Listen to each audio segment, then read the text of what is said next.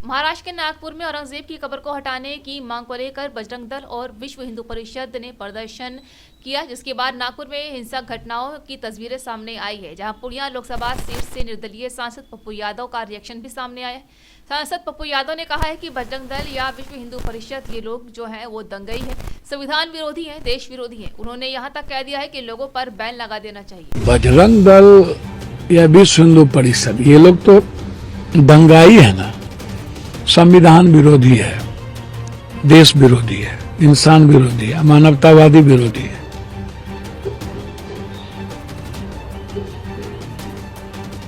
इन लोगों पर तो प्रतिबंध बैंड कर देना चाहिए आजीवन।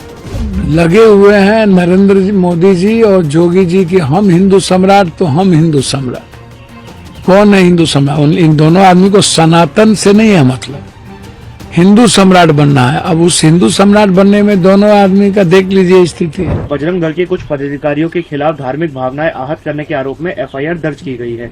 ये मामला औरंगजेब की कब्र को हटाने की मांग को लेकर कोई प्रदर्शन से जुड़ा हुआ था।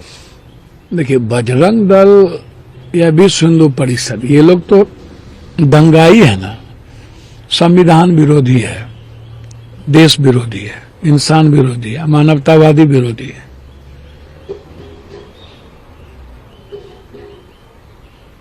इन लोगों पर तो प्रतिबंध बैंड कर देना चाहिए आजीवन, जो हमेशा संविधान से ऊपर हो जाए। गीता, रामायण, बाइबल, कुरान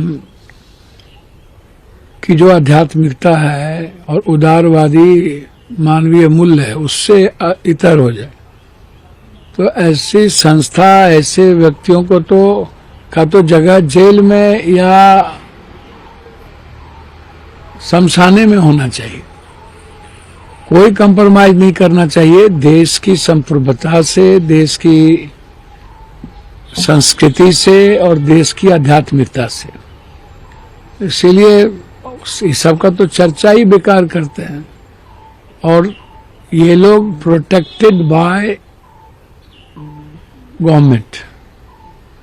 पीछे से तो आप क्या कर रहे हैं, वो तो हाथी के दिखाने के दांत कुछ होते हैं, खाने के दांत कुछ होते हैं। तो इन लोगों को तो पूरा प्रोटेक्शन मिलता है गवर्नमेंट के द्वारा, चीजों के द्वारा, और ये गलत है। औरंगजेब या कोई भी इतिहास सही या गलत, इसका समय अभी नहीं है। समय हर चीजों में सियासत और कुर्सी ढूंढने की जरूरत नहीं है, और हर मिनट हर सेकंड नफरत को ढूंढने की जरूरत नहीं है। इसको आप समझिए। इसीलिए मेरा मानना बिल्कुल क्लियर है कि देश की प्रगति पर असर पड़ रहा है, देश की इकोनॉमी पे असर पड़ रहा है। देश जो 150-150 करोड़ की है, जो दुनिया डरती थी, हमारी इंटरनेशनल पॉलिसी पर असर पड़ रहा है। तो इसको सोचने की जरूरत है। ऐसे मुद्दे हमारे देश के लिए, कोई भी ऐसे मुद्दे हमारे देश के आने वाले पीढ़ियों के लिए सही नहीं है। सवाल है, जेडीयू विधायक संजीव कुमार ने मुख्यमंत्री नीतीश कुमार से अपराधियों से निपटने के लिए योगी मॉडल लागू करने की मांग की है कि बिहार में भी योगी मॉडल लागू किया। देखिए एक बात समझिए,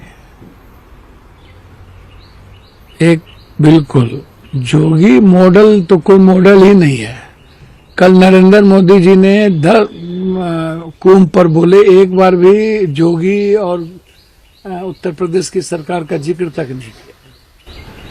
तो अब लगे हुए हैं नरेंद्र मोदी जी और जोगी जी की हम हिंदू सम्राट तो हम हिंदू सम्राट। कौन है हिंदू सम्राट? इन दोनों आदमी को सनातन से नहीं है मतलब, हिंदू सम्राट बनना है। अब उस हिंदू सम्राट बनने में दोनों आदमी का देख लीजिए स्थिति है। अच्छा, जोगी मॉडल में हम जानना चाहेंगे, ब्रजेश सिंह, ब्रजभूषण सिंह, ये जो स्वजातीय है, ब्राह्मण या और जाति के क्रिमिनल, तो इनको क्रिमिनल नजर आते हैं, चूंकि ये लोग राजनीतिकरण करते हैं हर चीजों का। इसको आप समझिए। ये अपराधीकरण नहीं है, अपराधीकरण का राजनीतिकरण है, सियासत की इसमें वो है। एक भी स्वजातीय क्रिमिनल को इन्होंने काउंटर किया है? मेरा चैलेंज है, हमको दिखा दीजिए। जितने बड़े बड़े इनके स्वजातीय क्रिमिनल हैं उनको ZY सब सिक्योरिटी मिली हुई है, प्रोटेक्शन है योगी जी का।